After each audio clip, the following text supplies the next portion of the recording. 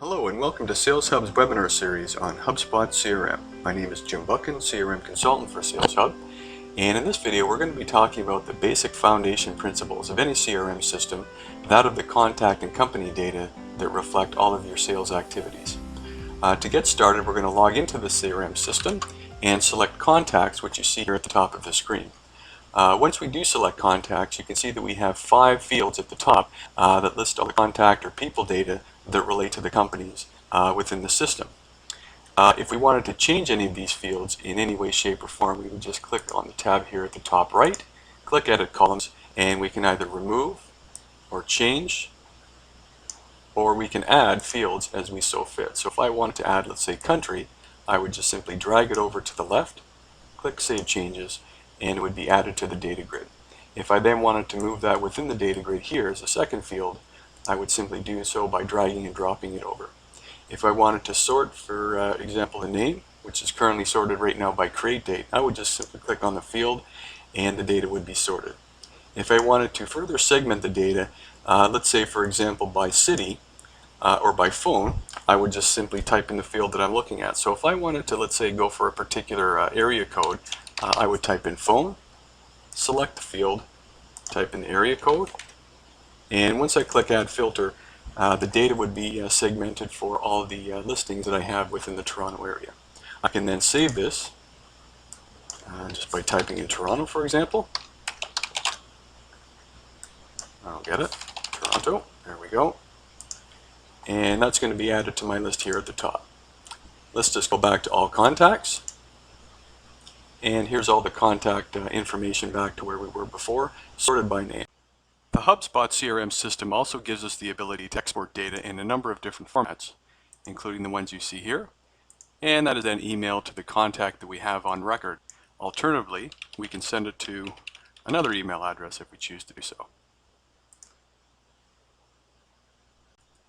To get more in-depth information on any contact within the system, I would simply select the contact, and on the right I can see the recent activities sorted by date, and to the left are the individual fields representing the contact information. Scrolling down a little bit, I see the attachment section where I can enter any attachment in 3 different ways. I can either select from it within my own HubSpot environment, choose an external URL, or upload a file from my computer.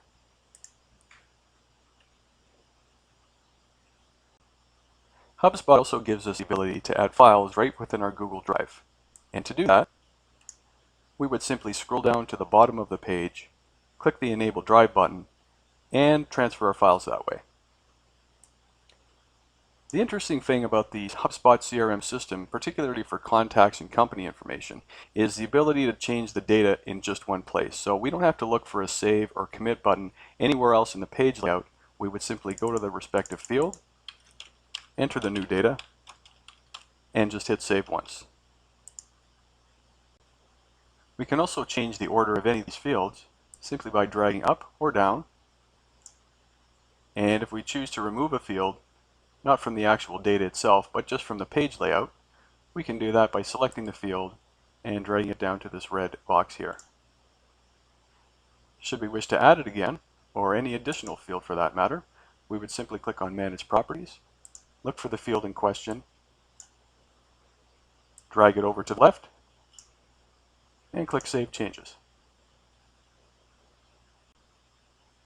Scrolling up to the top of the window, we can see that we have this section here for entering notes, emails, and any activity related to this particular contact. Once we enter our activity, it'll show up here below in Recent Activities, sorted by date format. We can also click to create tasks and schedules, and as well, this is very beneficial for salespeople on the go, we can add these schedules to our Google Calendar. So for those who like to use Google on their mobile devices, this is a very handy feature. So this has provided a basic understanding of the contact system within the HubSpot CRM environment. And of course, commensurate with any contacts that you have in the database is all the companies or organizations that they roll up to. And to get to those companies, we would simply click the tab at the top. And much the same way the contacts was laid out, we have filters to the left and the company data to the right. And just like we did in the contacts object here, We can represent the information that you see differently by going to the edit columns. We can sort the data, or we can add, remove, or modify one or many records within the system, just like we did in contacts. HubSpot also gives us the ability to add additional records in two different ways. We can do that by sourcing our own data. So if we wanted to see the visitors that we had, let's say in the last month, we can add those records right from within here, whether it be one or all records. Another way of adding external sources of data to our company database is to use HubSpot's own crowdsourced data of over 16 million contacts. And the search can be executed in a number of different ways. So let's say, for example, we wanted to look at industry. We would simply select the one that we're looking for. So let's say cosmetics. We would click search, and that would instantly give us all the information related to that particular industry.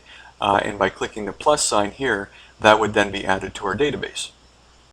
If we wanted to search for a particular company in the database, we can do that right up at the top here. We simply type in the name of the company that we're looking for, and once we select a record, much like the contacts information, we see the particulars to the left and recent activity to the right. Scrolling down the page, we can see all the particular information as it relates to this company record, attachments, new deals, and of course contact information, just like it appeared in the contact record that we saw before.